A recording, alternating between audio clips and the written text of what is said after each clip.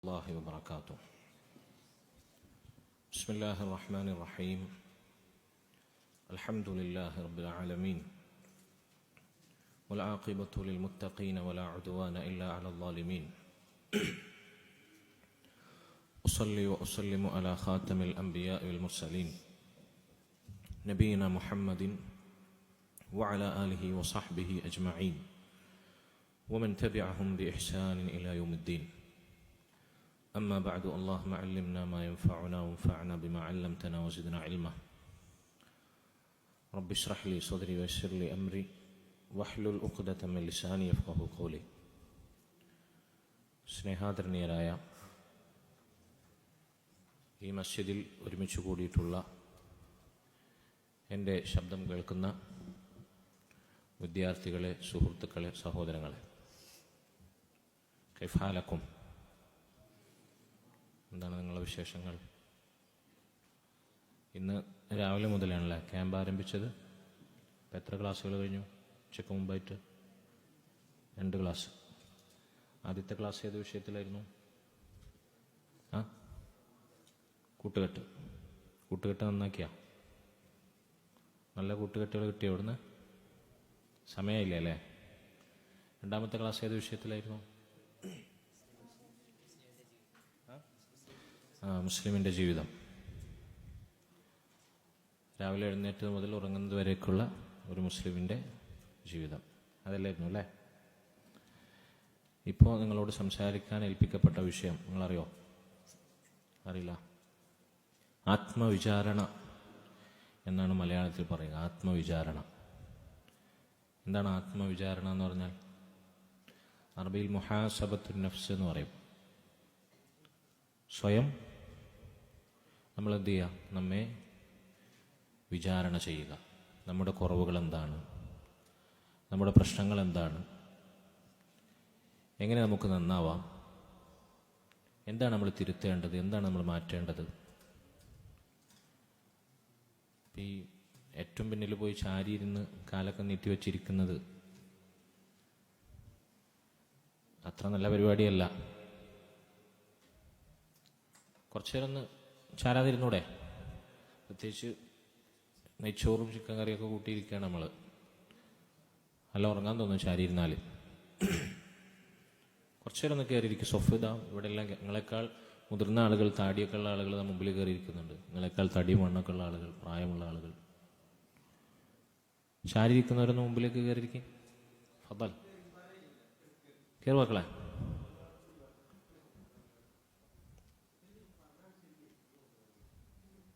കയറിയിരുന്നോളി. അവർ ചെയ്യും ഇൻഷാ അല്ലാഹ്. ഒന്നൊരൽപ്പം കയറിയിരിക്കും. അതാണ് നമ്മളെ സദസ്സിൻ്റെ മര്യാദ. ഈ സദസ്സിൻ്റെ പ്രത്യേകത എന്താണെന്ന് നിങ്ങൾക്കറിയോ? അത് അറിഞ്ഞു കഴിഞ്ഞാൽ നമുക്ക് ഇങ്ങനെ ഇരിക്കാൻ തോന്നില്ല. ഞാൻ പറയാം. അള്ളാഹുവിൻ്റെ മസ്ജിദുകളിൽ, ഇത് മസ്ജിദാണല്ലോ, നമുക്ക് എല്ലാവർക്കും അറിയാം. അള്ളാഹുവിൻ്റെ മസ്ജിദുകളിൽ ഒരു മസ്ജിദിൽ ദീൻ പഠിക്കാൻ വേണ്ടി അള്ളാഹുവിൻ്റെ ഖുർആൻ, അതിലെ ആയത്തുകൾ, നബി സല്ലല്ലാഹു അലൈഹി വസല്ലമയുടെ ഹദീസുകൾ, അള്ളാഹുവിൻ്റെ ദീൻ പഠിക്കാൻ വേണ്ടി ഒരുമിച്ച് കൂടുന്ന ഒരു സമൂഹം. നബി സല്ലല്ലാഹു അലൈഹി വസല്ലം പറഞ്ഞു, വമജ്തമഅ ഖൗമുൻ ഫീ ബൈത്തിൻ മിൻ ബുയൂത്തില്ലാഹ് യത്ലൂന കിതാബല്ലാഹ് വയതദാറസൂനഹു ബൈനഹും. അവർ അള്ളാഹുവിൻ്റെ കലാമായ പരിശുദ്ധ ഖുർആൻ പാരായണം ചെയ്യുന്നു, അത് പരസ്പരം കേൾക്കുന്നു, പഠിക്കുന്നു. അങ്ങനെയുള്ള സദസ്സിൽ എന്ത് ചെയ്യും? ഇല്ലാ നസലത്ത് അലൈഹിമുസ് സക്കീന, സമാധാനമിറങ്ങും. അള്ളാഹുവിൽ നിന്നുള്ള സമാധാനമിറങ്ങും. വഗശ്യതുഹുമുർ റഹ്മ, അള്ളാഹു അവൻ്റെ കാരുണ്യം കൊണ്ട് അവരെ മൂടിപ്പൊതിയും. 2. മൂന്നാമതായി വഹഫത്ഹുമുൽ മലായിക, അള്ളാഹുവിൻ്റെ മലക്കുകൾ. എന്താ മലക്കുകളുടെ പ്രത്യേകത? ഒരു തെറ്റും ചെയ്യാത്തവർ, ഒരു തിന്മയും ചെയ്യാത്തവർ, അള്ളാഹു കൽപ്പിച്ചത് അതുപോലെ പ്രവർത്തിക്കുക, അതാണ് അവരുടെ ഡ്യൂട്ടി. അള്ളാഹുവിനോടൊരു ധിക്കാരവും പ്രവർത്തിക്കാത്തവർ മലക്കുകൾ. സൃഷ്ടികളിൽ അതിശ്രേഷ്ഠരായവർ, ശക്തർ, പ്രബലർ, ഏറ്റവും സൗന്ദര്യമുള്ളവർ, പ്രകാശവേഗത്തിൽ സഞ്ചരിക്കുന്നവർ, ആകാശലോകത്ത് വസിക്കുന്നവർ, അള്ളാഹുവിൻ്റെ മലക്കുകൾ. ആ മലക്കുകൾ അവരെ പ്രൊട്ടക്റ്റ് ചെയ്യുന്നതാണ്. ഹഫ്ഫത്ഹുമുൽ മലായിക, ഈ സദസ്സിൽ ഇൻഷാ അള്ളാഹുവിൻ്റെ മലക്കുകളുടെ സാന്നിധ്യം ഉണ്ടാവുന്നതാണ്. നമ്മളവരെ കാണുന്നില്ല, പക്ഷെ അവർ നമ്മൾ കേൾക്കുന്നു, നമ്മളെ കാണുന്നു, നമ്മെക്കുറിച്ച് രേഖപ്പെടുത്തുന്നു. മലക്കുകളുടെ പ്രൊട്ടക്ഷൻ ഉണ്ടാവും. മലക്കുകൾ ആരാണ്? അള്ളാഹുവിൻ്റെ ആർമിയാണ്, അള്ളാഹുവിൻ്റെ സൈന്യമാണ്. അതാണ് മൂന്നാമത്തെ പ്രത്യേകത, ഈ സദസ്സിൻ്റെ മൂന്നാമത്തെ പ്രത്യേകത. നാലാമത്തെ പ്രത്യേകത, പിന്നിലിരിക്കുന്നവർ ശ്രദ്ധിക്കണം കേട്ടോ. പിന്നിലിരിക്കുന്നവർക്കാണ് പ്രത്യേകമായി ഞാനിത് പറയുന്നത്. വദക്കറഹമുല്ലാഹു ഫീമൻ ഇൻദ. നാലാമത്തെ പ്രത്യേകത, ഈ സദസ്സിലുള്ളവരെ പറ്റി അള്ളാഹു അവൻ്റെ സന്നിധിയിൽ, അവൻ്റെ പ്രസൻസിൽ അള്ളാഹു നമ്മെക്കുറിച്ച് പറയുന്നതാണ്. 4 പ്രത്യേകതകളാണ്. നമ്മൾ എടുക്കുന്ന പണി ഒരൊറ്റ പണിയാണ്. എന്താണ് അതിനുവേണ്ടി നമ്മൾ ചെയ്യേണ്ടത്? അള്ളാഹുവിൻ്റെ മസ്ജിദായിരിക്കണം. ആ മസ്ജിദുകളിൽ നമ്മൾ എന്തിനാണ് ഒരുമിച്ച് കൂടുന്നത്? അള്ളാഹുവിൻ്റെ ഖുർആൻ അത് പഠിക്കാനും കേൾക്കാനും പഠിപ്പിച്ചു കൊടുക്കാനും അള്ളാഹുവിൻ്റെ ദീൻ പരസ്പരം ഓർമ്മപ്പെടുത്താനായിരിക്കണം നമ്മൾ ഒരുമിച്ച് കൂടുന്നത്. എങ്കിൽ നമുക്ക് സമാധാനം ലഭിക്കും. ഇതുകൊണ്ടല്ലാതെ ഒരാൾക്കും, ഒരു മനുഷ്യനും സമാധാനം ലഭിക്കില്ല. മനുഷ്യൻ്റെ മനസ്സിൽ സമാധാനം ലഭിക്കണമെങ്കിൽ അള്ളാഹുവിനെ കുറിച്ചുള്ള സ്മരണ ഉണ്ടാകണം. മനുഷ്യൻ്റെ മനസ്സിനെ പടച്ച അള്ളാഹു പറയണം, അലാ ബിദിക്രില്ലാഹി തത്മഇന്നുൽ ഖുലൂബ്. മനുഷ്യരുടെ ഹൃദയങ്ങൾക്ക് സമാധാനം കൈവരുന്നത് അള്ളാഹുവിനെ കുറിച്ചുള്ള സ്മരണയിലാണ്, അള്ളാഹുവിനെ കുറിച്ച് പറയുമ്പോഴാണ്, സ്വർഗ നരകങ്ങളെക്കുറിച്ച് പറയുമ്പോഴാണ്, പരലോകത്തെക്കുറിച്ച് പറയുമ്പോഴാണ്, ദീനിനെ കുറിച്ച് സംസാരിക്കുമ്പോഴാണ് മനുഷ്യരുടെ ഹൃദയങ്ങൾക്ക് സമാധാനം ഉണ്ടാവുക. ഇത് നമ്മൾ ടർഫിൽ പോയി കളിച്ചാലുണ്ടാവോ? ഉണ്ടാവോ? ഗാനമേളയുടെ സദസ്സിൽ പോയാലുണ്ടാവോ? കല്യാണപ്പുരയിലുണ്ടാവോ? ഉണ്ടാവോ? ആളുകൾ അങ്ങാടിയിൽ തടിച്ചു കൂടുന്നിട്ടുണ്ടാവോ? ഈ സമാധാനം നശിക്കുന്ന രംഗങ്ങളാണ് അവിടെ അധികം ഉള്ളത്. അവിടെ നിന്നെങ്കിലും അല്പം ഒരു ആസ്വാദനം, ഒരു എൻ്റർടൈൻമെൻറ്റ് നമുക്ക് ലഭിക്കുന്നുണ്ടെങ്കിൽ അത് നൈമിഷികമായിരിക്കും, അത് പൈശാചികമായിരിക്കും.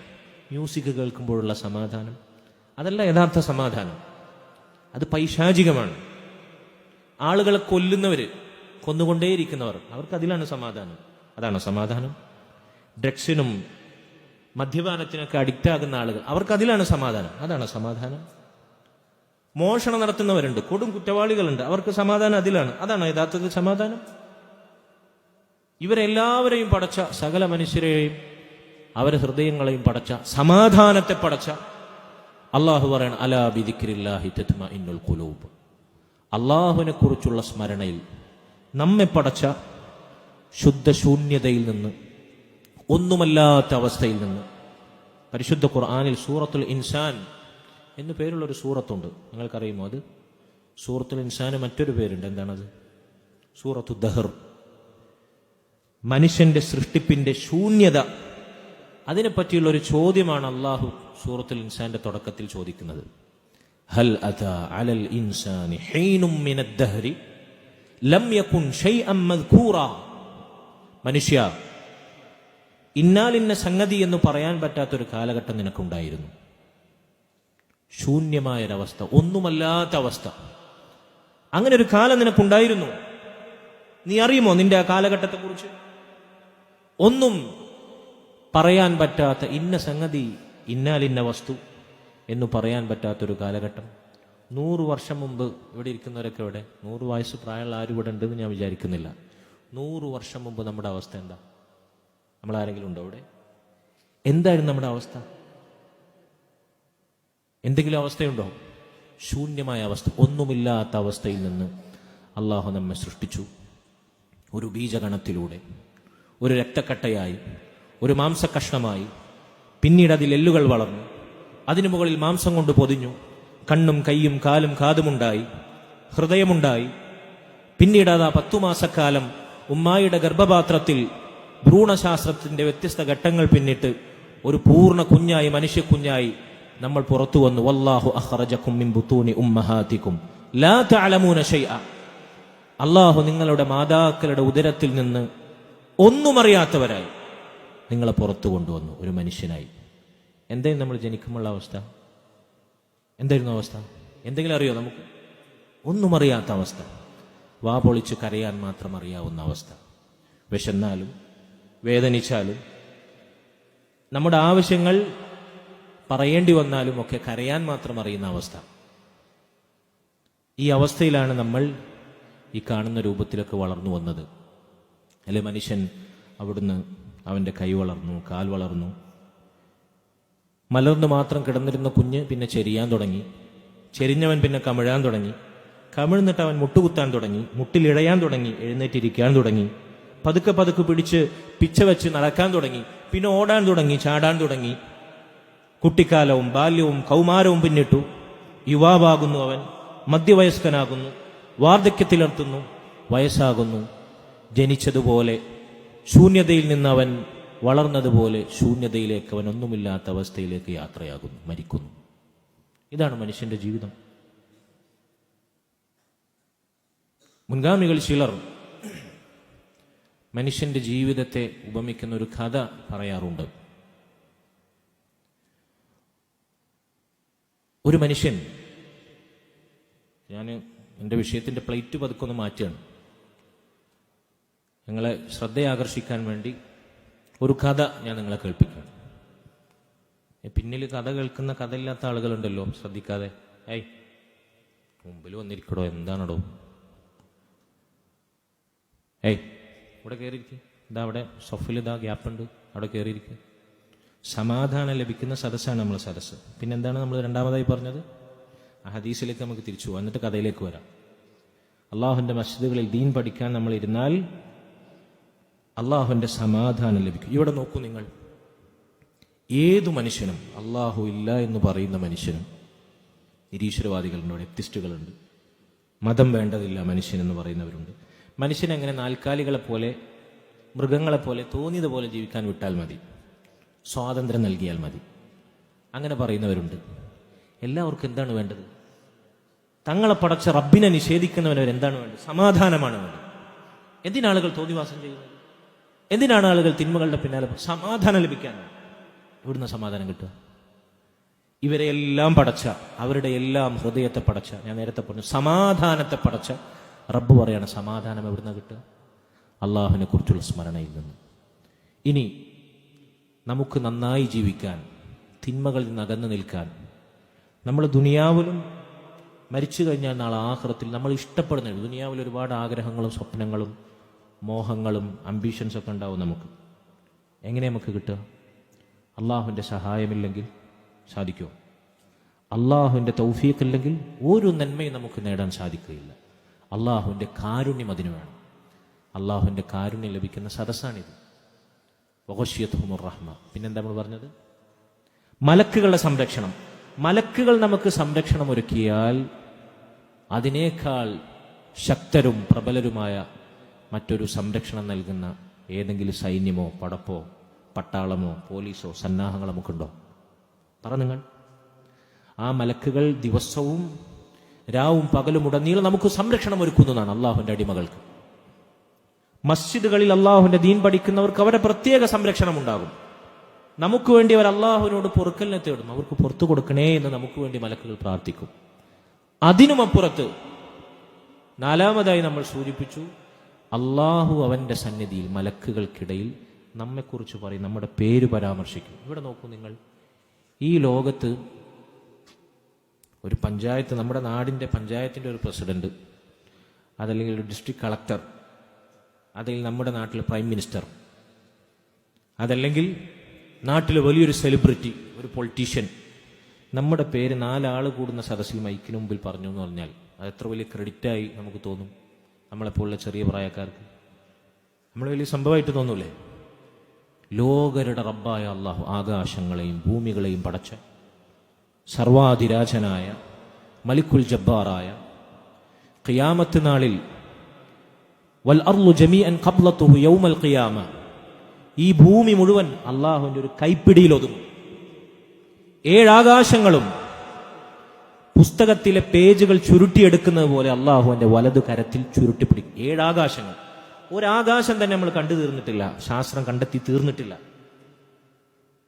ഈ മഹാനായ റബ്ബ്, ആ റബ്ബിന്റെ സിംഹാസനമാകുന്ന അർശ്, ആ അർശിന്റെ വലുപ്പം തന്നെ നമുക്ക് സങ്കല്പിക്കാവുന്നതിലപ്പുറമാണ്.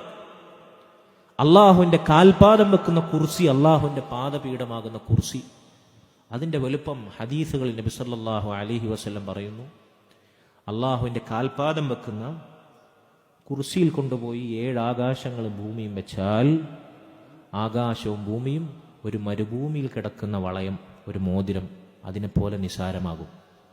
അള്ളാഹിൻ്റെ കാൽപാദം വെക്കുന്ന കുർസി,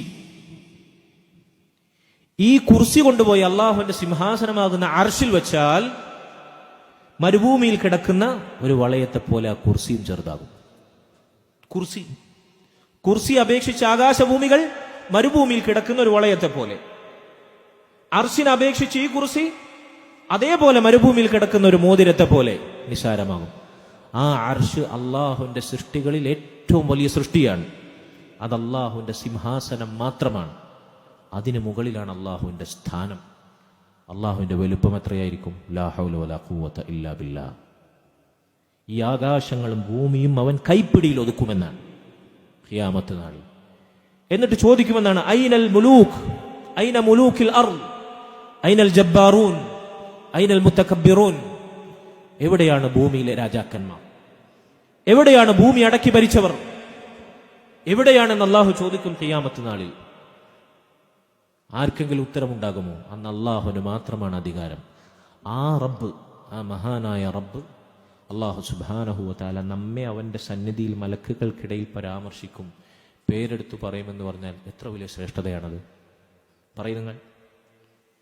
യൂട്യൂബിലും സോഷ്യൽ മീഡിയയിലും വൈറലാവുന്ന പോലെയാണോ? ആണോ അത്? പറ നിങ്ങൾ. അതിനർഹമാകുന്ന സദസ്സിലാണ് നമ്മളിരിക്കുന്നത്. നമുക്കിതിന്റെ വില പലപ്പോഴും മനസ്സിലാവാറില്ല. അതിനാണ് ഞാൻ ഈ പറഞ്ഞത്. ചില്ലറ സദസ്സിലല്ല നമ്മൾ ഇരിക്കുന്നത്. ദുനിയാവിൽ നമുക്ക് ചെന്നിരിക്കാൻ പറ്റുന്ന ഏറ്റവും അമൂല്യമായ, ഏറ്റവും ശ്രേഷ്ഠമായ സദസ്സാണിത്. ഇവിടെ നമ്മൾ എങ്ങനെ ശ്രദ്ധിച്ചിരിക്കണം? നബി സല്ലല്ലാഹു അലൈഹി വസല്ലമയിൽ നിന്ന് ദീൻ പഠിച്ച സഹാബിമാർ, അവർ അള്ളാഹുവിന്റെ റസൂലിൽ നിന്ന് ദീൻ പഠിച്ചിരുന്നത് എങ്ങനെയെന്നറിയോ? എങ്ങനെയായിരുന്നറിയോ അവരുടെ ഇരുത്തം? തങ്ങളുടെ തലയിൽ പക്ഷി വന്നിരുന്നാൽ, ഒരു പക്ഷി അവരുടെ തലയിൽ വന്നിരുന്നാൽ അത് പാറിപ്പോകാതിരിക്കാൻ എങ്ങനെ നമ്മൾ ശ്രദ്ധിക്കും? നമ്മൾ ഓരോരുത്തരുടെയും തലയിൽ ഒരു പക്ഷിയെ കൊടുന്നു വെച്ചു, ഒരു ബേർഡിനെ. അത് പാറിപ്പോകാതിരിക്കാൻ നമ്മൾ എങ്ങനെ ശ്രദ്ധിച്ചിരിക്കും?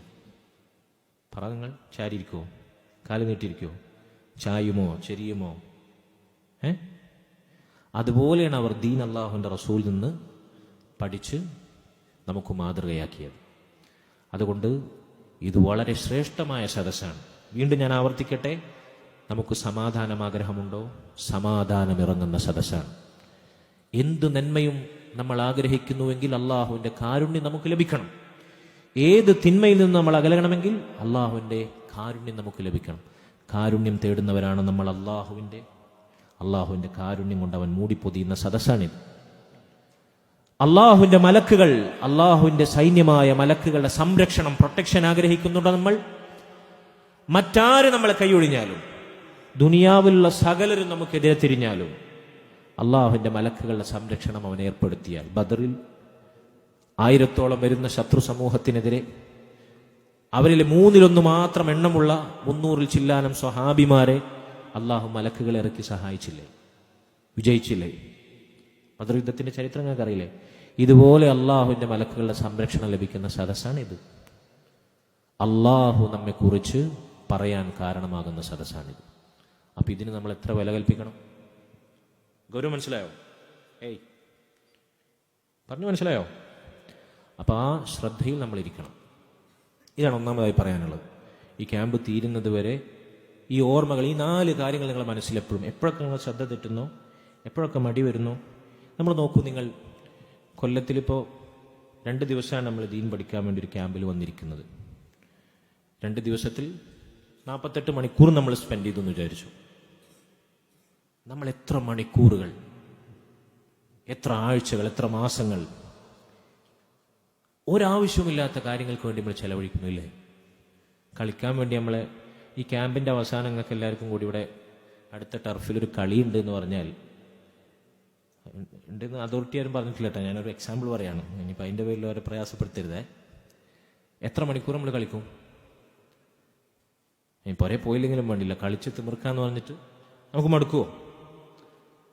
പക്ഷേ നമ്മൾ ഇന്നു മരിച്ചാൽ, ആലോചിച്ചു നോക്കൂ, ഇന്നു മരിച്ചാൽ നമ്മുടെ ഖബറിൽ നമ്മൾ ഒറ്റക്കാണ്. നമ്മൾ ആരും മരിക്കില്ല എന്നുറപ്പുള്ള ആരെങ്കിലും ഉണ്ടോ ഈ കൂട്ടത്തിൽ? ഉണ്ടോ? മരിക്കാതെ കാലാകാലം ദുനിയാവിൽ ജീവിക്കാനാണ് ഞാനിവിടെ ജനിച്ചത് എന്ന അഭിപ്രായമുള്ള ആരെങ്കിലും ഉണ്ടോ? മരിച്ചതിന് ശേഷം പരലോകമുണ്ട്, സ്വർഗമുണ്ട്, നരകമുണ്ട് എന്ന് വിശ്വസിക്കാത്ത നിരീശ്വരവാദികൾ വരെ അംഗീകരിക്കുന്ന അനിഷേധ്യമായൊരു പ്രാപഞ്ചിക സത്യമാണ്, ഒരാൾക്കും എതിർക്കാനും നിഷേധിക്കാനും പറ്റാത്ത സത്യമാണ് മരിക്കുമെന്നത്. മഹാനായ അബൂബക്കർ സിദ്ദീഖ് റളിയല്ലാഹു അൻഹു പറഞ്ഞതുപോലെ, കുല്ലു ഇംറിഇൻ മുസബ്ബഹുൻ ഫി അഹ്ലിഹി അൽ മൗതു അദ്നാ മിൻ ശിറാഖി നഅലിഹി. എല്ലാ മനുഷ്യരും നേരം വെളുക്കുന്നു, വൈകുന്നേരമാകുന്നു, ദുനിയാവിൽ ഇങ്ങനെ ജീവിതം ദിനരാത്രങ്ങളിലൂടെ തള്ളി നീക്കുന്നു. പക്ഷെ അവൻ അറിയുന്നില്ല, അൽ മൗതു അദ്നാ മിൻ ശിറാഖി നഅലിഹി, മരണമെന്ന സത്യം അവൻ ധരിച്ചിരിക്കുന്ന അവന്റെ ചെരുപ്പിന്റെ വാറിനേക്കാൾ അവനോട് അടുത്തതാണ് എന്ന് അവൻ അറിയുന്നില്ല. അറിയുന്നുണ്ടോ? നമ്മൾ ചെരുപ്പ് ധരിക്കാത്ത ആരായി കൂട്ടത്തിലുള്ളത്? ചെരുപ്പ് ധരിക്കുമ്പോൾ ആ ചെരുപ്പിന്റെ വാറുണ്ടല്ലോ, ആ ചെരുപ്പ് നമ്മുടെ തൊലിപ്പുറത്ത് എത്ര അടുത്ത് ഒട്ടിയിട്ടാണ് നിൽക്കുന്നത്, അല്ലേ?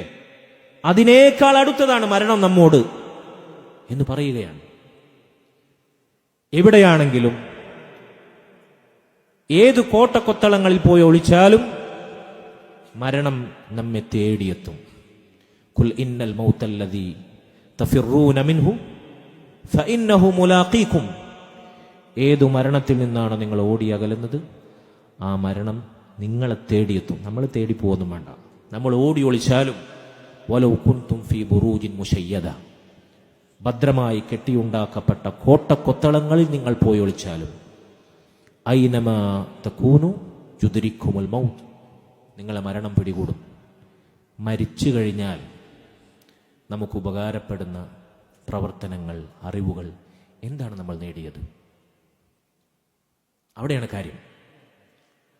നമ്മൾ സ്കൂളിൽ പഠിച്ചു, 10ാം ക്ലാസ്സിൽ ഫുൾ A+ അടിച്ചു. 10ാം ക്ലാസ് കഴിഞ്ഞവരുണ്ടോ? ഇപ്രാവശ്യം SSLC എക്സാമിനേഷൻ എഴുതിയവരുണ്ടോ ഈ കൂട്ടത്തിൽ? ഉണ്ടോ? എന്നാ റിസൾട്ട് വന്നില്ലല്ലോ, എന്നാ വരാം?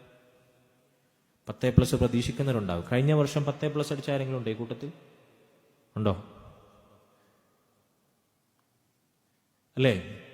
ദുനിയാവിൽ നമ്മൾ SSLCക്ക് 10A+ അടിച്ചു, +2 ഫുൾ A+ അടിച്ചു, നല്ല വിലയുള്ള ഗ്രാജുവേഷൻ നേടി, ഡിഗ്രി നേടി, പോസ്റ്റ് ഗ്രാജുവേഷൻ നേടി, ഡോക്ടറേറ്റ് എടുത്തു, വലിയ അറിവുകൾ സമ്പാദിച്ചു, വർഷങ്ങൾ മെനക്കിട്ട് അതിനുവേണ്ടി നമ്മുടെ കുടുംബത്തിന്റെ ലക്ഷ്യങ്ങളും ചിലപ്പോൾ ക്രോർസ് വരെ എന്ത് ചെയ്തിട്ടുണ്ടാവും, ഹയർ സ്റ്റഡീസിന് വേണ്ടി പലരും മക്കൾക്ക് വേണ്ടി മുടക്കുന്നുണ്ടാകും. ജീവിതകാലത്തെ മുഴുവൻ അധ്വാനം, സമ്പത്ത്. പക്ഷെ മരിച്ചു കഴിഞ്ഞാൽ ഖബറിലൊരു എക്സാമിനേഷൻ ഉണ്ട്. നമ്മൾ മരിച്ച ദിവസം നമ്മളെ വേണ്ടപ്പെട്ടവർ നമ്മളെ മറമാടി തിരിച്ചു പോയി കഴിഞ്ഞാൽ അവർ ചോദിക്കുന്ന, മലക്കുകൾ ചോദിക്കുന്ന മുൻകർ നക്കീർ അലൈഹിമസ്സലാം 3 ചോദ്യങ്ങളുണ്ട് ആ പരീക്ഷയിൽ. അതിനുത്തരം കിട്ടണമെങ്കിൽ ആരാണ് നിന്റെ റബ്ബ്, ആരാണ് നിന്റെ നബി, ഏതാണ് നിന്റെ ദീൻ, അള്ളാഹുവിനെ കുറിച്ചും നബി സല്ലല്ലാഹു അലൈഹി വസല്ലമയെ കുറിച്ചും അള്ളാഹുവിൻ്റെ ദീനിനെ കുറിച്ചും പഠിച്ച് അതനുസരിച്ച് ജീവിച്ച് മരിക്കാത്തവർക്ക് അവിടെ ഉത്തരം ലഭിക്കില്ല. ഈ ചോദ്യവും 3 ചോദ്യവും അതിൻ്റെ ആൻസറും ബൈഹാർട്ട് ചെയ്ത് പോയി മരിച്ചു കഴിഞ്ഞാൽ, അത് കാണാപ്പാടം പഠിച്ചു കഴിഞ്ഞാൽ അവിടെ ഉത്തരം പറയാൻ പറ്റുമെന്നാണോ നമ്മുടെ വിചാരം? ഒരിക്കലുമല്ല. ഇൻഷാ അല്ലാഹ് ആ വിഷയങ്ങളൊക്കെ വിശദമായി നിങ്ങൾ കേൾക്കുമായിരിക്കും. ചുരുക്കി പറഞ്ഞാൽ നമ്മളിവിടെ കൂടിയിട്ടുള്ളത് മരിച്ചതിന് ശേഷം ഖബറിലും നാളെ പരലോകത്തും നമുക്ക് ഉപകാരപ്പെടുന്ന ദീനിൻ്റെ അറിവുകൾ കരസ്ഥമാക്കാനാണ്. അത് നമ്മുടെ ജീവിതമാണ്. ഇതനുസരിച്ചിട്ട് നമ്മൾ ജീവിക്കേണ്ടത്. വെറുതെ എക്സാം എഴുതി പാസ്സാവാനുള്ളതാണോ ഇത്? ദീനിൻ്റെ അറിവുകൾ എന്ന് പറഞ്ഞു കഴിഞ്ഞാൽ എക്സാം എഴുതി പാസ്സാവാനോ ഉന്നത വിദ്യാഭ്യാസം കരസ്ഥമാക്കാനുള്ളതാണോ? അല്ല, മറിച്ച് നമ്മുടെ ജീവിതമാണിത്. ഇങ്ങനെയാണ് നമ്മൾ ജീവിക്കേണ്ടത്. അള്ളാഹു പറഞ്ഞു എന്ന് പറഞ്ഞാൽ അത് നമുക്ക് ജീവിച്ച് തെളിയിക്കാനുള്ളതാണ്. അള്ളാഹിന്റെ റസൂൽ കൽപ്പിച്ചു എന്ന് പറഞ്ഞാൽ നമ്മുടെ ജീവിതത്തിൽ പകർത്താനുള്ളതാണ്. ഇനി നമുക്ക് കഥയിലേക്ക് വരാം. ഒരു മനുഷ്യൻ വിജനമായൊരു മരുഭൂമിയിലൂടെ യാത്രയാണ്. ഒറ്റക്കാണ് അവന്റെ യാത്ര. ആ യാത്രയിൽ അവനാവശ്യമുള്ള ഭക്ഷണവും അതുപോലെ തന്നെ വെള്ളവും പാഥേയം അവൻ്റെ കയ്യിലുണ്ട്. അങ്ങനെ അവൻ ദീർഘദൂരം അറ്റമില്ലാത്ത മരുഭൂമിയിലൂടെ ഇങ്ങനെ യാത്ര ചെയ്യുമ്പോൾ അവൻ്റെ കയ്യിലുള്ള ഭക്ഷണം വെള്ളമൊക്കെ തീർന്നു. കൊടും വെയിലാണ്, ഒറ്റക്കാണ്, നല്ല വിശപ്പുണ്ട്, കടുത്ത ദാഹമുണ്ട്,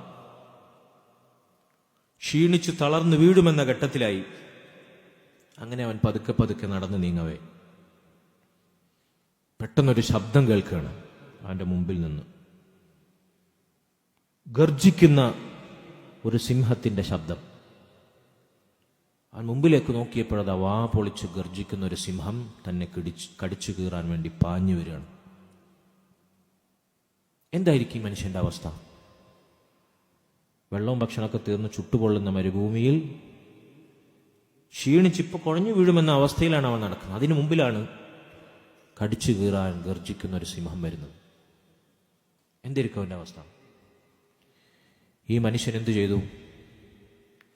അവന്റെ സർവശക്തിയും സംഭരിച്ചു തിരിഞ്ഞോടി.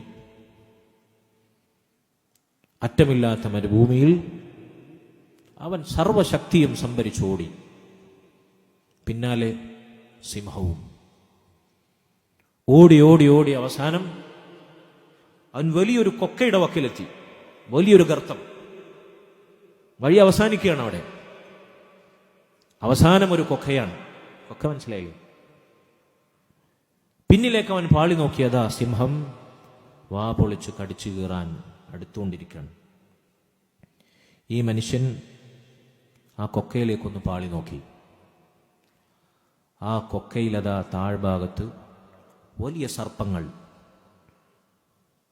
പത്തിവിടർത്തി വിഷം ചീറ്റിയാടുകയാണ് കൊക്കയുടെ അടിത്തട്ടിൽ. പിന്നിൽ സിംഹം, മുമ്പിൽ കൊക്ക.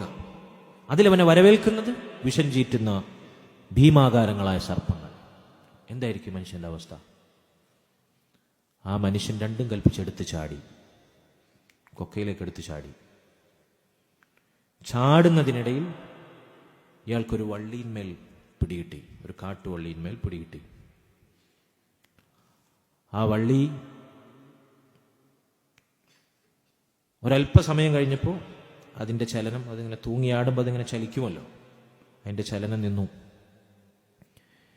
ഈ മനുഷ്യൻ മുകളിലേക്ക് നോക്കി. അതാ സിംഹം അവിടെ വാപൊളിച്ചെന്നെ നിൽക്കുന്നുണ്ട്. ഒരല്പസമയമാണ് അദ്ദേഹത്തിന് ആശ്വാസം ഉണ്ടായില്ല, വള്ളിമ പിടുത്തം കിട്ടിയപ്പോൾ. കുറച്ച് കഴിഞ്ഞപ്പോൾ ആ വള്ളി മുമ്പത്തേക്കാളേറെ ശക്തമായി ഇങ്ങനെ ആടി ഉലയാൻ തുടങ്ങി. ആ വള്ളിയുടെ ബലം കുറയാൻ തുടങ്ങി. അപ്പോൾ അദ്ദേഹം വള്ളിയുടെ മുകളിലേക്ക് നോക്കി.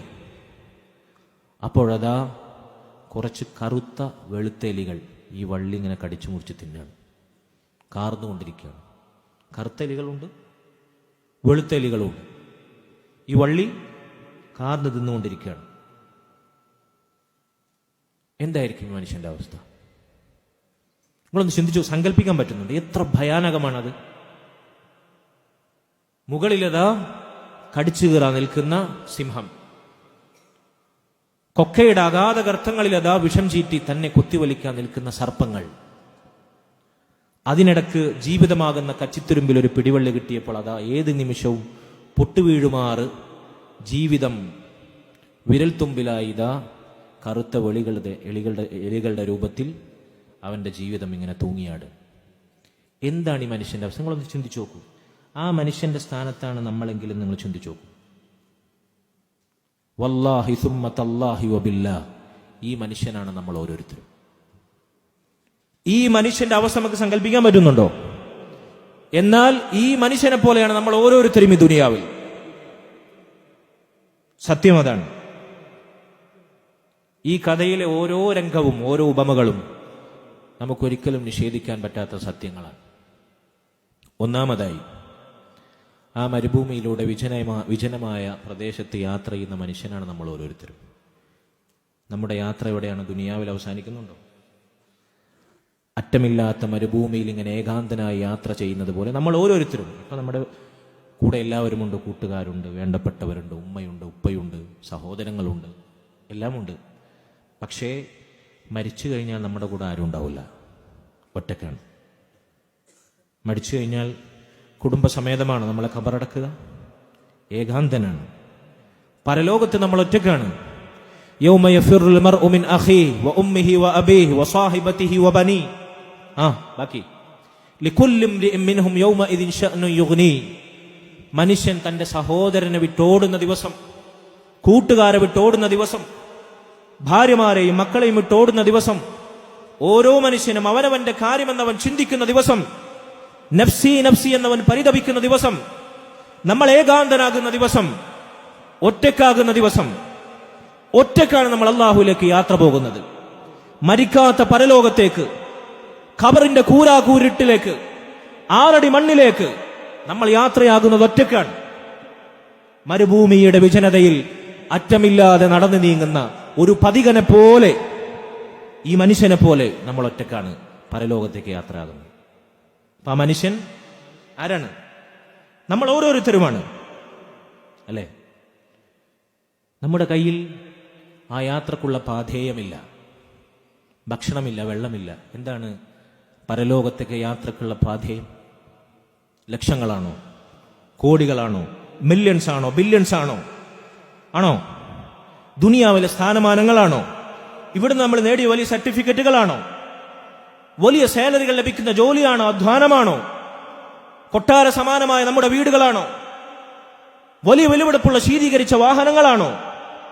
ബ്രാൻഡഡ് വസ്ത്രങ്ങളാണോ?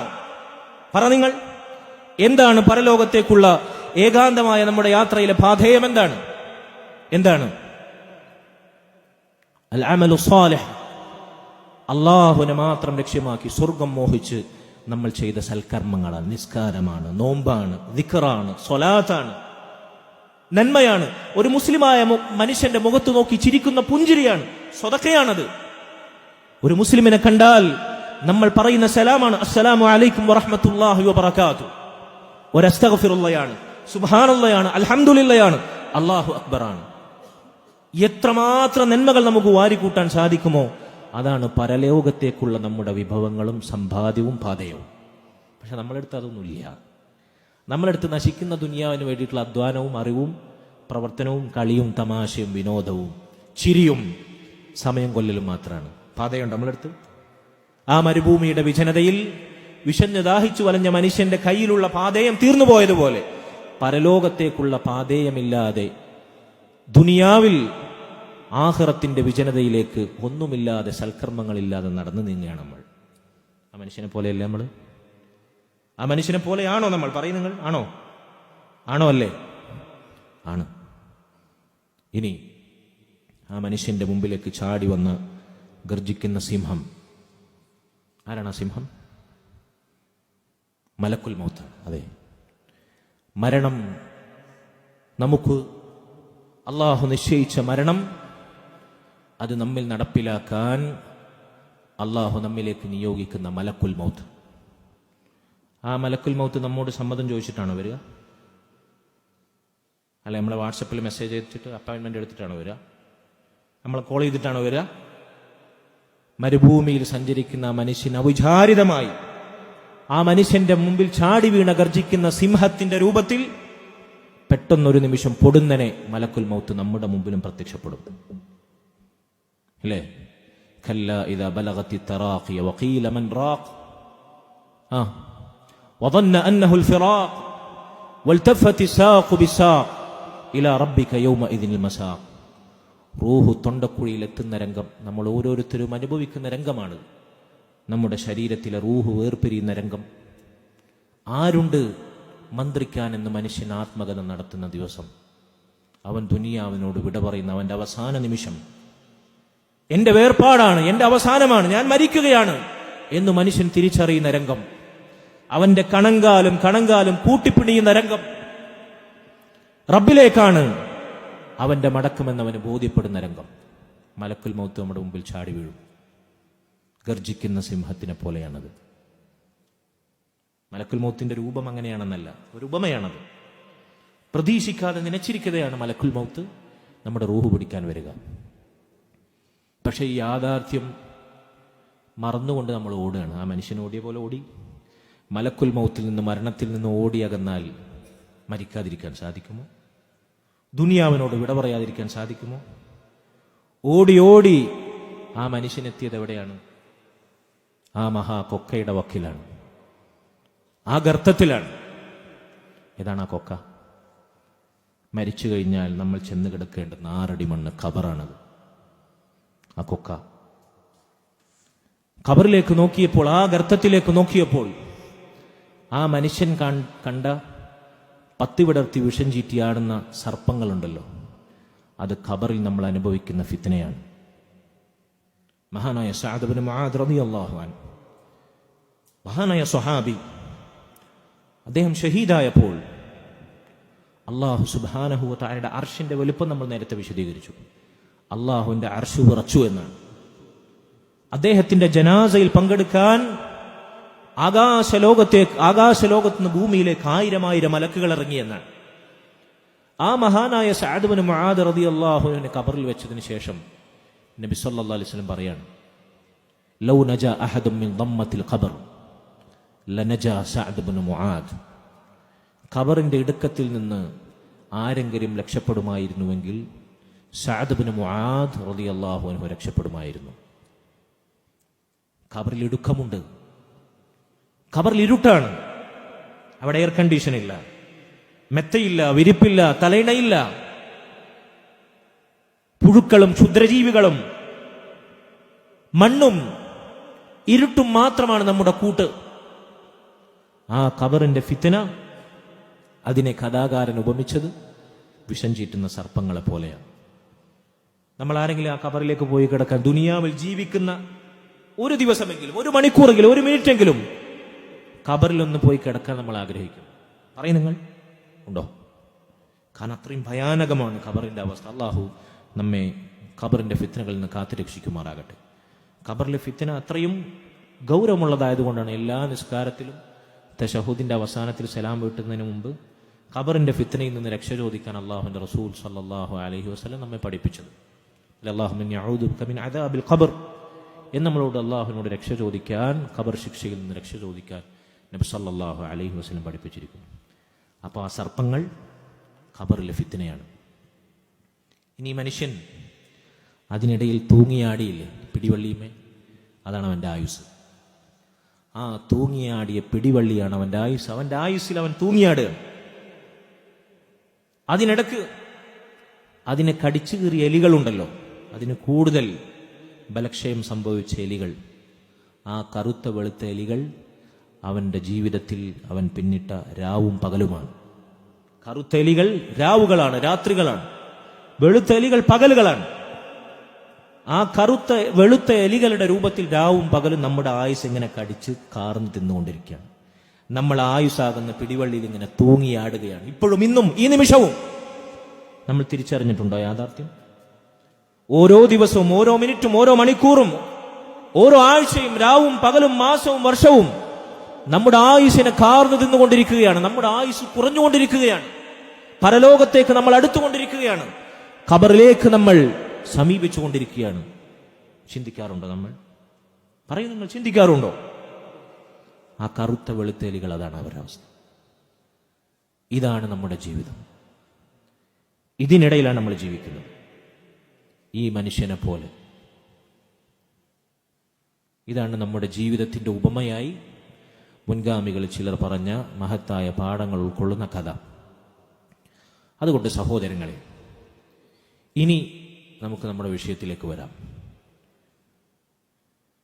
നമ്മുടെ മുൻഗാമികൾ ചിലർ ചോദിച്ച ചോദ്യങ്ങൾ നമ്മുടെ ജീവിതത്തെ ഇങ്ങനെ ഉപമിച്ച്, എപ്പോഴൊക്കെ നമുക്ക് അള്ളാഹുവിനെ മറക്കാൻ, പരലോകത്തെ മറക്കാൻ, സ്വർഗവും നരകവും ഓർക്കാതിരിക്കാൻ നമ്മുടെ കൂട്ടുകെട്ട്, നമ്മുടെ സ്മാർട്ട് ഫോൺ, നമ്മുടെ സോഷ്യൽ മീഡിയ ബന്ധങ്ങൾ,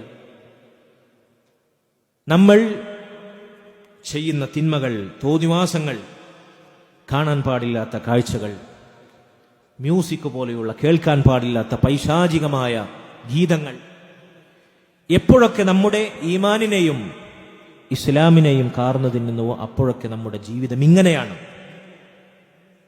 അല്ലാഹു സുബ്ഹാനഹു വ തആല പറഞ്ഞ നരകത്തിനു വേണ്ടി സൃഷ്ടിക്കപ്പെട്ട ചില ആളുകളുണ്ട്. മനുഷ്യരിലുണ്ട്, ജിന്നുകളിലുണ്ട്. നാൽക്കാലികളെപ്പോലും നാണിപ്പിക്കുന്നവർ, മൃഗങ്ങളെക്കാൾ അധപ്പതിച്ചവർ എന്ന് അള്ളാഹു പറഞ്ഞവർ. അവരെ പോലെ ആകേണ്ടവരല്ല നമ്മൾ. നമ്മൾ മുസ്ലിമീങ്ങളാണ്. നമ്മൾ അല്ലാഹുൽ ഈമാനുള്ളവരാണ്. നമ്മൾ പരലോകത്തിനു വേണ്ടി, സ്വർഗത്തിനു വേണ്ടി ജീവിക്കേണ്ടവരാണ്. മരിക്കാതെ എന്നും സുഖിക്കാൻ സാധിക്കുന്ന പരലോകത്തെ സ്വർഗത്തിനു വേണ്ടി പണിയെടുക്കുന്ന ബുദ്ധിയുള്ളവരാണ് നമ്മൾ. മരിക്കുന്ന നശിക്കുന്ന ദുനിയാവിന്റെ തൽപരമായ നേട്ടങ്ങൾക്കും സുഖങ്ങൾക്കും വേണ്ടി ജീവിതം തൊലച്ചു കളയുന്ന വിഡ്ഢികളല്ല നമ്മൾ, ബുദ്ധിയില്ലാത്തവരല്ല നമ്മൾ. അള്ളാഹു പറഞ്ഞു, വലഖദ് ദറഅനാ ലിജഹന്നമ കസീറൻ മിനൽ ജിന്നി വൽ ഇൻസ്, കസീറൻ മിനൽ ജിന്നി വൽ ഇൻസ്. മനുഷ്യരിൽ നിന്നും ജിന്നുകളിൽ നിന്നും നരകത്തിനു വേണ്ടി അള്ളാഹു സൃഷ്ടിച്ച ധാരാളം പടപ്പുകളുണ്ട്. ലഹും ഖുലൂബുൻ ലാ യഫ്ഖഹൂന ബിഹാ, അവർക്ക് ഹൃദയങ്ങളുണ്ട്, ചിന്തിക്കേണ്ടത് അവർ ചിന്തിക്കുന്നില്ല. ഹൃദയത്തിലെ ചിന്തകൾ മുഴുവൻ നശിക്കുന്ന ദുനിയാവിനെ പറ്റിയാണ്, ഇവിടുത്തെ കളിക്കാരെ പറ്റി, ഇവിടുത്തെ സെലിബ്രിറ്റികളെ പറ്റി, ഇവിടുത്തെ യൂട്യൂബേഴ്സിനെ പറ്റി, ഇവിടുത്തെ വ്ളോഗേഴ്സിനെ പറ്റി, അല്ലേ? ആരെപ്പോലെയാണ് നമ്മൾ ജീവിതം ആഗ്രഹിക്കുന്നത്? ഇവിടുത്തെ വലിയ സമ്പന്നരെ കണ്ട്, വലിയ കളിക്കാരെ കണ്ട്, വലിയ സെലിബ്രിറ്റികളെ കണ്ട്, സിനിമ ആർട്ടിസ്റ്റുകളെ കണ്ട് അവരെ പോലെ ജീവിക്കാനാണ് നമ്മൾ ശ്രമിക്കുന്നത്. അവർ എന്ത് കോലം കെട്ടിയാലും അതുപോലെ കോലം കെട്ടാൻ, അവർ മുടി മുറിച്ചതുപോലെ ഹെയർ സ്റ്റൈൽ ഒപ്പിക്കാൻ, അവർ ഡ്രസ് ചെയ്ത പോലെ നമ്മുടെ ഡ്രസ് കോഡ് അതുപോലെ പരിവർത്തിപ്പിക്കാൻ, അവരെന്ത് തോന്നിവാസം ചെയ്താലും അതുപോലെ അനുകരിക്കാൻ നമ്മൾ മുമ്പിലുണ്ടാകും. ചിന്തിക്കേണ്ടത് ചിന്തിക്കുന്നില്ല. എങ്ങനെ മുടി മുറിക്കണം? നമ്മുടെ റസൂൽ സല്ലല്ലാഹു അലൈഹി വസല്ലം നമ്മെ പഠിപ്പിച്ചു. എങ്ങനെ ഒരു മുസ്ലിം പുരുഷൻ വസ്ത്രം ധരിക്കണം? നെരിയാണിക്ക് താഴെയുള്ളവന്റെ വസ്ത്രം നരകത്തിലാണ്. മുസ്ലിം പുരുഷന്റെ, ആണിന്റെ വസ്ത്രം നെരിയാണിക്ക് മുകളിൽ അവസാനിക്കണം. അത് വൃത്തിയാണ്. നെരിയാണിക്ക് താഴെ വസ്ത്രം ധരിച്ച് സകല മാലിന്യവും അഴുക്കും പുരളുക എന്ന് വൃത്തിയില്ലാത്ത അവസ്ഥയാണ്. മാത്രമല്ല അള്ളാഹുവിനെ അനുസരിക്കുന്ന തഖ്വയാണത്. ഉമർ ബിൻ ഖത്താബ് റളിയല്ലാഹു അൻഹു മരിച്ച കഥ നിങ്ങൾക്ക് അറിയുമോ? അദ്ദേഹം സുബ്ഹിക്ക് ഇമാമായി നിസ്കരിക്കുന്ന സമയത്ത് അദ്ദേഹത്തിന്റെ ശത്രു സമൂഹത്തിൽപ്പെട്ട അബൂ ലുഅ്ലുഅത്തുൽ മജൂസി എന്ന് പറയുന്ന ചങ്ങാതി ഇരുതല മൂർച്ചയുള്ള കടാരയുമായി കത്തിയുമായി ഇരുട്ടത്ത് ഒളിച്ചു നിന്നു. അദ്ദേഹം ഇമാമ നിൽക്കുന്ന വേളയിൽ അദ്ദേഹത്തെ ആഞ്ഞു കുത്തി. ആ കുത്തേറ്റിട്ടാണ് അദ്ദേഹം മരിക്കുന്നത്. അങ്ങനെ കുത്തേറ്റ് മരണത്തോട് മല്ലിട്ട് കിടക്കുന്ന സമയത്ത് ഉമർ ബിൻ ഖത്താബ് റളിയല്ലാഹു അൻഹുവിന് കൂടെയുള്ളവർ പാല് കൊടുത്തു, ഈത്തപ്പഴച്ചാറ് കൊടുത്തു. കഴിക്കുന്നതെല്ലാം അദ്ദേഹത്തിന്റെ മുറിവിലൂടെ ഈ കുത്തേറ്റ ഭാഗത്തുകൂടി പുറത്തു വരികയാണ്. മരണം ഉറപ്പിച്ചു നിൽക്കുന്ന സമയത്ത് ഒരു ചെറുപ്പക്കാരനായ കൂട്ടത്തിലെ യുവാവ് ഉമർ ബിൻ ഖത്താബ് റളിയല്ലാഹു അൻഹു ആശ്വസിപ്പിക്കുകയാണ്. താങ്കൾ നീതിമാനായ ഭരണാധികാരിയായിരുന്നു, താങ്കൾക്ക് അല്ലാഹു ഷഹാദത്ത് വിധിച്ചിട്ടുണ്ടെങ്കിൽ ഇതാ താങ്കൾ അതിനർഹനാണ് എന്ന് അദ്ദേഹത്തിനെ ആശ്വസിപ്പിച്ച് അദ്ദേഹത്തിന് വേണ്ടി ദുആ ചെയ്ത ആ ചെറുപ്പക്കാരനെ നോക്കിയപ്പോൾ ആ ചെറുപ്പക്കാരൻ അത് പറഞ്ഞു പോയി. ആ ചെറുപ്പക്കാരന്റെ വസ്ത്രം നെരിയാണിക്ക് താഴെ വീണു പോയിട്ടുണ്ട്. ഉമർ ബിൻ ഖത്താബ് റളിയല്ലാഹു അൻഹു മരിക്കാൻ കിടക്കുന്ന നേരമാണ്, നിങ്ങൾ ആലോചിക്കണം. ആ ചെറുപ്പക്കാരനെ വിളിക്കാൻ പറഞ്ഞു, വിളിപ്പിച്ചു. അയാൾ തിരിച്ചു വന്നപ്പോൾ പറഞ്ഞു, യാ അഖി ഇർഫ സൗബക് അൻഖാ ലിഖൽബിക് അദ്ഖാ ലിറബ്ബിക്, അൻഖാ ലിസൗബിക് അദ്ഖാ ലിറബ്ബിക് ഔ കമാ ഖാല റളിയല്ലാഹു അൻഹു. അത് നിന്റെ വസ്ത്രം നീ കയറ്റി കൊടുക്കണം നെരിയാണിക്ക് മുകളിൽ. നിനക്ക് വൃത്തി നൽകുന്ന പാഠമാണത്, വൃത്തിയുടെ ഇസ്ലാമിന്റെ അധ്യാപനമാണ്. നിന്റെ റബ്ബിനെ സൂക്ഷിക്കുന്ന പാഠമാണത്. നെരിയാണിക്ക് മുകളിൽ വസ്ത്രം എടുക്കുക എന്നുള്ളത് വൃത്തിയാണ്. അതാണ് വൃത്തി. സകല അഴുക്കും ചപ്പും ചവറും നെരിയാണിക്ക് താഴെ വസ്ത്രം വലിച്ചഴിച്ചുകൊണ്ട് അതിൽ പുരട്ടുക എന്നുള്ളത് വൃത്തിയല്ല. അതുപോലെ തന്നെ റബ്ബിനെ പേടിക്കുന്ന, അള്ളാഹുവിന്റെ റസൂലിന്റെ കൽപ്പന അനുസരിക്കുന്ന തഖ്വയാണ് പഠിപ്പിച്ചു കൊടുക്കുകയാണ്. എന്തുകൊണ്ടാണ് നമുക്കിത് സാധിക്കാത്തത്? മുസ്ലിം സ്ത്രീകൾ, പ്രായപൂർത്തിയായ പെൺമക്കൾ, അവരുടെ സൗന്ദര്യത്തിന്റെ ഏറ്റവും പ്രകടഭാവകമായ മുഖം പോലും അന്യപുരുഷന്മാരുടെ മുമ്പിൽ വെളിവാക്കരുതെന്നാണ് ഇസ്ലാമിന്റെ ഭാഷ, ഇസ്ലാമിന്റെ പാഠം.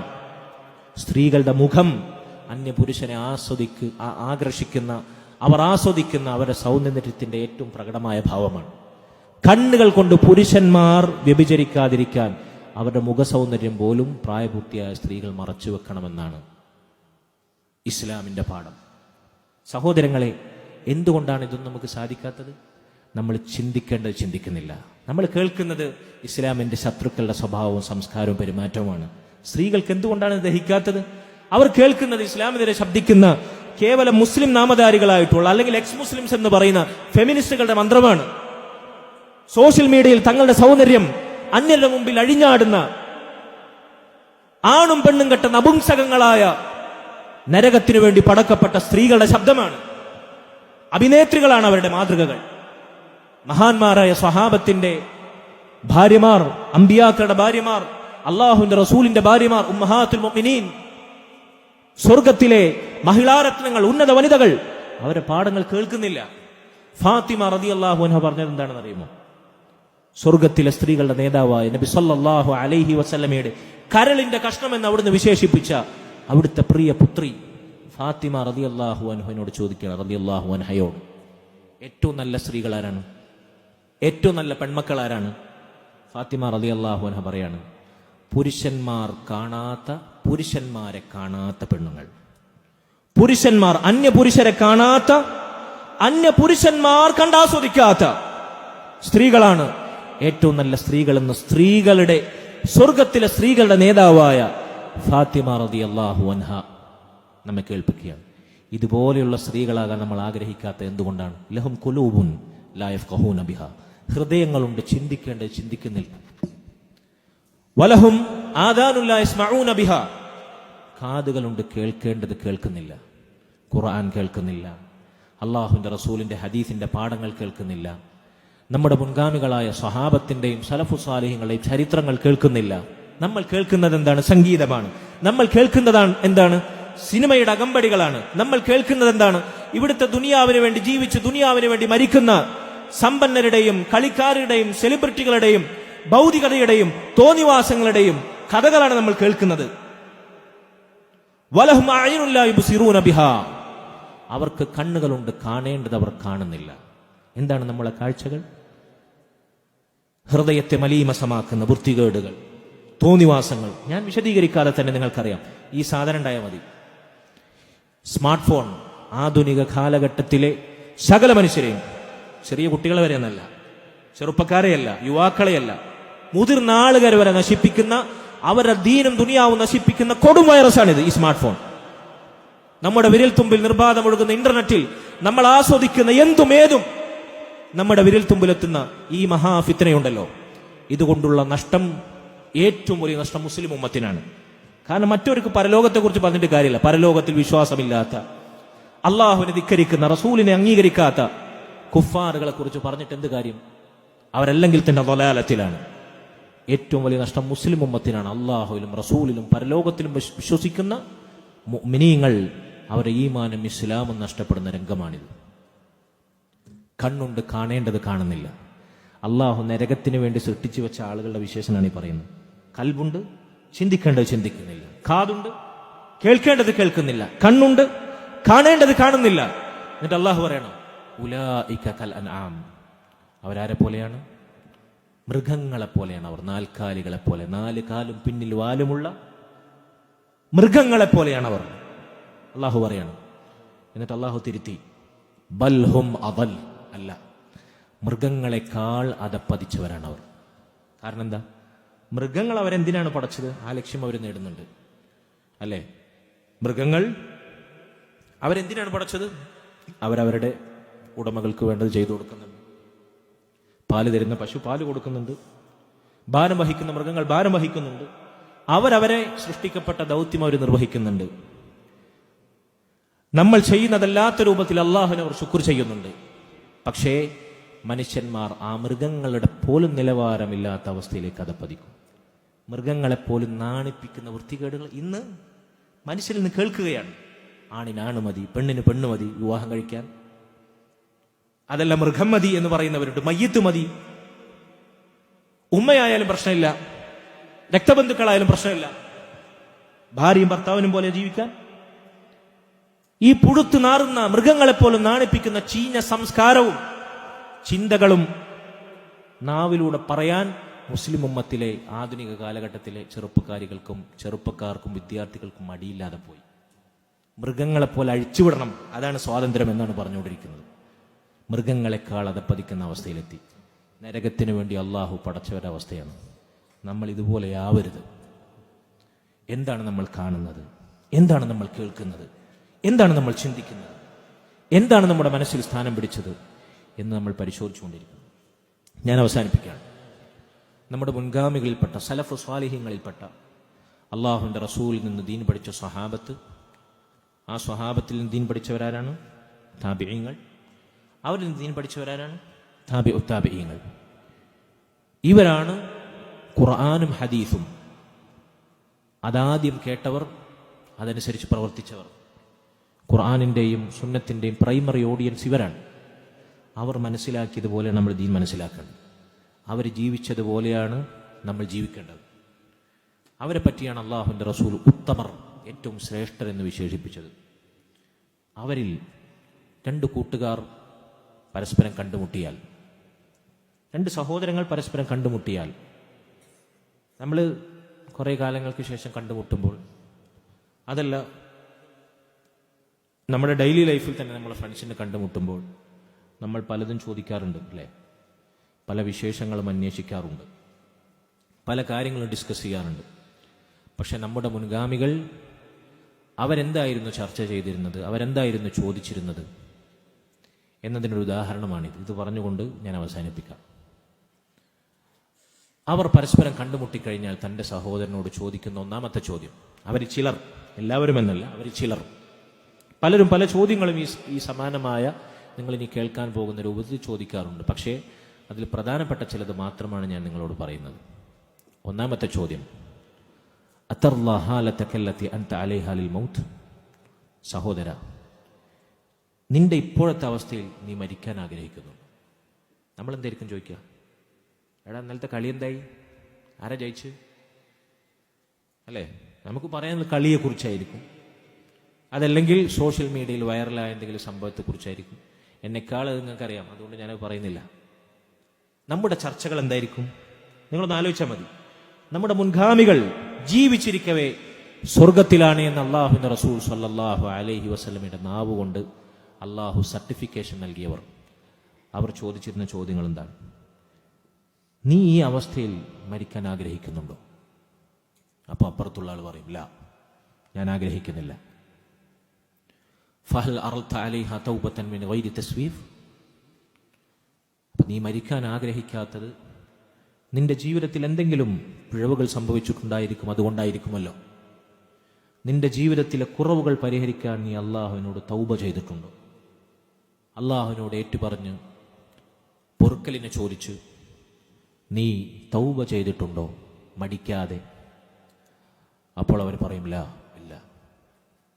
അതവരെ വിനയമാണ്, അവർ തിന്മകൾ ചെയ്തിട്ടല്ല. മൂന്നാമതായി അദ്ദേഹം ചോദിക്കും, ഫഹൽ തഅലമു ദാറൻ തഅമലു ഫീഹാ ഗൈറ ഹാദി. എന്നാൽ ഈ ലോകമല്ലാതെ, ദുനിയാവല്ലാതെ നിനക്ക് നന്മകൾ ചെയ്യാൻ മറ്റൊരു ലോകമുണ്ട് എന്ന് നിനക്കറിയുമോ? അങ്ങനെ ലോകമുണ്ടോ? ഈ ദുനിയാവല്ലാതെ നിനക്ക് അധ്വാനിക്കാൻ, പണിയെടുക്കാൻ, പരലോകത്തേക്ക് വേണ്ടിയുള്ള നന്മകൾ സ്വരുക്കൂട്ടാൻ വേറൊരു ലോകമുണ്ടോ നിനക്ക്? അദ്ദേഹം പറയും, ഇല്ല, അതുമില്ല. നാലാമതായി ചോദിക്കും, അപ്പോ നീ അവസ്ഥയിൽ മരിക്കാൻ ആഗ്രഹിക്കുന്നില്ല, നിനക്ക് ധൈര്യമില്ല, കാരണം കുറവുകളുണ്ട്. ആ കുറവുകൾ പരിഹരിക്കാൻ നീ അള്ളാഹുവിനോട് തൗബയും ചെയ്തിട്ടില്ല. ഇനി അങ്ങനെ നീ പണിയെടുക്കാതെ, പരലോകത്തിന് വേണ്ടി അധ്വാനിക്കാതെ ഇവിടെ ജീവിച്ചാൽ മരിച്ചതിന് ശേഷം നിനക്ക് പണിയെടുക്കാൻ വേറൊരു ലോകവുമില്ല എന്ന് നിനക്ക് ഉറപ്പുണ്ട്. അങ്ങനെ നീ മരിച്ചു കഴിഞ്ഞാൽ, നീ മരിച്ചതിന് ശേഷം നിന്റെ ഒരു നഫ്സ് ഒരു തടി ഖബറിലും മറ്റൊരു നഫ്സ് ദുനിയാവിലും. മരിച്ച നിനക്ക് വേണ്ടി പണിയെടുക്കാൻ ദുനിയാവിൽ നിനക്ക് വേറൊരു നഫ്സ് ഉണ്ടാകുമോ? 2 തടി ഉണ്ടാവുമോ? ഇവിടെ ചില ആളുകൾ പറയുന്നുണ്ട്, CM അടവൂരിന് 10 തടിയുണ്ട്, അല്ലെങ്കിൽ 1-ലേറെ തടിയുണ്ട്. ഒരു തടി ഇവിടെ നാട്ടിൽ നിസ്കരിക്കുന്നില്ലെങ്കിൽ നാട്ടിലെ പള്ളിയിലെ മൂപ്പിൽ നിസ്കരിക്കാതെ ഇങ്ങനെ കറങ്ങി തിരിഞ്ഞ് നടക്കുന്നുണ്ടാവും. വേറെ തടി മക്കത്തായിരിക്കും പോലത്തെ നിസ്കാരം. അങ്ങനത്തെ 2 തടിയുണ്ട് നമുക്ക്? ഒരു മനുഷ്യനുമില്ലല്ലോ. അമ്പിയാക്കൾക്കും മുർസലീങ്ങൾക്കും ഒരാൾക്കുമില്ല. അങ്ങനെ വിശ്വാസമൊന്നുമില്ല നമുക്ക്. അന്ധവിശ്വാസം ഉണ്ടോ? നമ്മൾ മരിച്ചു കഴിഞ്ഞാൽ നമ്മൾ ചെയ്യാത്ത അമലെടുക്കാൻ വേണ്ടി നമുക്ക് ദുനിയാവിൽ ബാക്കിയാവുന്ന മറ്റൊരു തടിയുണ്ടോ? ഇല്ലല്ലോ. ഒരു തടി മക്കത്തും പിന്നെ ഒരു തടി മുക്കത്തും, അങ്ങനെ ഉണ്ടോ? ഇല്ല. 2 തടിയില്ല. നമ്മൾ മരിച്ചു കഴിഞ്ഞാൽ നമുക്ക് വേണ്ടി പണിയെടുക്കാൻ വേറൊരു തടിയില്ല, വേറൊരു നഫ്സില്ല, ശരീരമില്ല. എന്നിട്ട് അദ്ദേഹം ചോദിക്കുകയാണ്, ഫമാ അഖാമ അലാ മാ അൻത അലൈഹി ആഖിൽ. എങ്കിൽ പിന്നെ സഹോദര, ബുദ്ധിയുണ്ടോ നിനക്ക്? ബുദ്ധിയുള്ള സഹോദര, നീ എന്താണ് അതിനുവേണ്ടി ഒരുക്കി വെച്ചത്? ഈ അവസ്ഥയിൽ നിന്നെ പെട്ടെന്ന് മരണം പിടികൂടിയാൽ നീ എന്താണ് അതിനുവേണ്ടി മുന്നൊരുക്കം നടത്തിയത് എന്ന് അദ്ദേഹം ചോദിക്കുകയാണ്. സഹോദരങ്ങൾ, ഈ ചോദ്യം നമ്മൾ എന്നും നമ്മളോട് ചോദിക്കണം. ഞാൻ അവസാനിപ്പിക്കുകയാണ്. എന്തൊക്കെയാണ് ഈ ചോദ്യങ്ങൾ? ഞാനും നിങ്ങളും, ഈ പറയുന്ന ഞാനും നിങ്ങൾ എന്നും നമ്മളോട് ചോദിക്കേണ്ട ചോദ്യമാണ്. 1, ഇതാണ് നമ്മുടെ വിഷയത്തിൻ്റെ കാമ്പ്. ആത്മവിചാരണയുടെ ചോദ്യങ്ങൾ, സ്വയം നമ്മെ സ്ക്രീൻ ചെയ്യുന്ന നമ്മുടെ തന്നെ ആത്മകഥങ്ങളായി നമ്മുടെ നെഞ്ചകത്ത് കുത്തിത്തറക്കേണ്ട ചോദ്യങ്ങൾ. ഒന്നാമത്തെ ചോദ്യം, ഈ അവസ്ഥയിൽ ഇപ്പോൾ ഈ നിമിഷം മരിക്കാൻ നമുക്ക് പേടിയുണ്ടോ? നമ്മൾ നിർഭയത്വത്തിലാണോ? പേടിക്കാതെ മരിക്കണമെങ്കിൽ ഒരു തെറ്റും ചെയ്യാതെ നന്മകൾ കൊണ്ട് സമ്പന്നമാക്കിയ ജീവിതമാകണം. അപ്പോൾ ഏത് നിമിഷവും മലക്കുൽ മൗത്ത് വിളിച്ചാൽ റെഡിയായി നമുക്ക് ഒരുങ്ങി പോകാം. അങ്ങനെയാണ് നമ്മളെ അവസ്ഥ, എൻ്റെ നിങ്ങളുടെ അവസ്ഥ. ഈ അവസ്ഥയിൽ മരിക്കില്ല നമുക്ക് വല്ല ഉറപ്പുണ്ടോ? ഞാൻ 10 കൊല്ലം കഴിഞ്ഞിട്ട് മരിക്കുള്ളൂ, 100 വയസ്സ് പൂർത്തിയായിട്ട് മരിക്കുള്ളൂ, സെഞ്ചുറി അടിച്ചിട്ട് മരിക്കുള്ളൂ ആയുസിൽ എന്നാർക്കെങ്കിലും ഉറപ്പുണ്ടോ? ഒരുറപ്പില്ലല്ലോ. എത്ര ചെറിയ പ്രായക്കാരാണ് നിങ്ങളുടെയും എൻ്റെയും പ്രായത്തിലുള്ള എത്ര ചെറുപ്പക്കാരാണ്. നോക്കൂ, നിങ്ങൾ ഓരോ സദസ്സിലും, നാട്ടിലുള്ള ഏത് സദസ്സിലും നിങ്ങൾ എടുത്തു നോക്കൂ, പ്രായമേറിയ ആളുകൾ കുറവാണ്, അല്ലേ? വയസ്സായ ആളുകൾ കുറവാണ്. എന്തുകൊണ്ടാണ്? ചെറുപ്പത്തിലെ ആളുകൾ മരിക്കുന്നുകൊണ്ടാണ്. ധാരാളം പ്രായം ജീവിക്കുന്ന ആളുകൾ കുറയുന്നത് കൊണ്ടാണ് സദസ്സുകളിൽ പ്രായമേറിയ ആളുകൾ കുറയുന്നത്. ചെറുപ്പത്തിലെ മരിക്കുന്ന അവസ്ഥ ഇന്ന് വർദ്ധിച്ചു വരികയാണ്. അതുകൊണ്ട് ഏത് നിമിഷവും മരിക്കും നമ്മൾ. എപ്പോൾ മരണമെത്തിയാലും പോകാൻ, യാത്രയാകാൻ നമ്മൾ സജ്ജരാണ്. ഒന്നാമത്തെ ചോദ്യം, എപ്പോഴും നമ്മൾ എന്നും ചോദിക്കേണ്ട ഒന്നാമത്തെ ചോദ്യം. 2, നമ്മുടെ വീഴ്ചകൾ, പാപങ്ങൾ, തിന്മകൾ കണ്ണുകൊണ്ടോ കാതുകൊണ്ടോ കൽബുകൊണ്ടോ ചിന്തകൾ കൊണ്ടോ നമ്മുടെ ജീവിതത്തിൽ സംഭവിച്ച തെറ്റുകൾക്ക് നമ്മൾ തൗബ ചെയ്തിട്ടുണ്ടോ? അള്ളാഹുവിനോട് ഏറ്റുപറഞ്ഞ് എങ്ങനെയാണ് തൗബ? ആ ചെയ്ത തെറ്റിൻ്റെ പേരിൽ കണ്ണുനീർ വാർത്ത് അള്ളാഹുവിനോട് ഖേദം പ്രകടിപ്പിച്ച് ചെയ്തു പോയല്ലോ എന്ന വീണ്ടും വിചാരത്തിൽ ഇനിയൊരിക്കലും ആ തെറ്റിലേക്ക് മടങ്ങുകയില്ല എന്ന് ഉറപ്പുവരുത്തി ദൃഢനിശ്ചയം ചെയ്ത തെറ്റുകളുടെ എന്തെങ്കിലും ബാക്കി, അതിൻ്റെ ആഫ്റ്റർ എഫക്ട്സ് എന്തെങ്കിലും ജീവിതത്തിൽ ഉണ്ടെങ്കിൽ അതൊക്കെ വേരോടെ പിഴുതെറിഞ്ഞ് നന്മയിലേക്ക് മുന്നേറുന്ന അവസ്ഥ നമുക്കുണ്ടോ? 2, മൂന്നാമത്തേത്, ഈ ലോകമല്ലാതെ മറ്റൊരു ലോകം നമുക്ക് നന്മകൾ ചെയ്യാൻ ഒരുങ്ങുമെന്ന് നമ്മൾ വിചാരിക്കുന്നുണ്ടോ? മൂന്നാമത്തെ ചോദ്യം. 4-മത്തെ ചോദ്യം, നമ്മൾ മരിച്ചു കഴിഞ്ഞാൽ നമ്മൾ വീഴ്ച വരുത്തിയ സൽക്കർമ്മങ്ങൾ വീണ്ടെടുക്കാൻ നമ്മുടെ മരിച്ച ശരീരത്തിന് പകരം മറ്റൊരു ശരീരം ദുനിയാവിൽ ബാക്കിയാകും? ഒരിക്കലുമില്ല. 5-മത്തെ ചോദ്യം, എങ്കിൽ ഈ അവസ്ഥയിൽ പൊടുന്നനെ നീ മരിച്ചാൽ നിന്റെ അവസ്ഥ എന്തായിരിക്കും? അപ്പോൾ പിന്നെ ബുദ്ധിയുള്ള മനുഷ്യ, നീ എന്താണ് ഇതിനു വേണ്ടി ഒരുക്കി വെക്കേണ്ടത്? ഈ ചോദ്യങ്ങൾ എന്ന് നമ്മൾ ചോദിച്ചുകൊണ്ടിരിക്കുക. അല്ലാഹു സുബ്ഹാനഹു വ തആല പരലോകത്തിനു വേണ്ടി പണിയെടുക്കുന്ന, സ്വർഗം സ്വപ്നം കണ്ട് സ്വർഗത്തിലേക്ക് മോഹങ്ങളും, അതുപോലെ തന്നെ നമ്മൾ പല ടാർഗറ്റും ദുനിയാവിൽ അച്ചീവ് ചെയ്യാൻ വേണ്ടി ഇപ്പം തന്നെ നമ്മൾ എന്ത് ചെയ്തിട്ടുണ്ടാവും? നമ്മുടെ ഗോളാക്കി വെച്ചിട്ടുണ്ടാവും. നമ്മുടെ ഗോളും നമ്മുടെ മോഹങ്ങളും സ്വപ്നങ്ങളും അംബീഷൻസും ഒക്കെ എവിടെയാണ് നമ്മൾ അച്ചീവ് ചെയ്യേണ്ടത്? ആത്യന്തികമായി സ്വർഗത്തിലേക്കാണ്. അവിടെ മരിക്കാതെ എന്നും സുഖിച്ച് ജീവിക്കാനാണ് നമ്മൾ ആത്യന്തികമായി പണിയെടുക്കേണ്ടത്. അലി ഇബ്നു അബീ ത്വാലിബ് റളിയല്ലാഹു അൻഹു പറഞ്ഞതുപോലെ, കൂനു അബ്നാ അൽ ആഖിറ, നിങ്ങൾ ഒരിക്കലും മരിക്കാത്ത ആഖിറത്തിന്റെ മക്കളാകണം. വലാ തകൂനു അബ്നാ അദ്ദുനിയ, നശിക്കുന്ന മരിക്കുന്ന ദുനിയാവിൻ്റെ മക്കളായി നിങ്ങൾ മാറരുത്.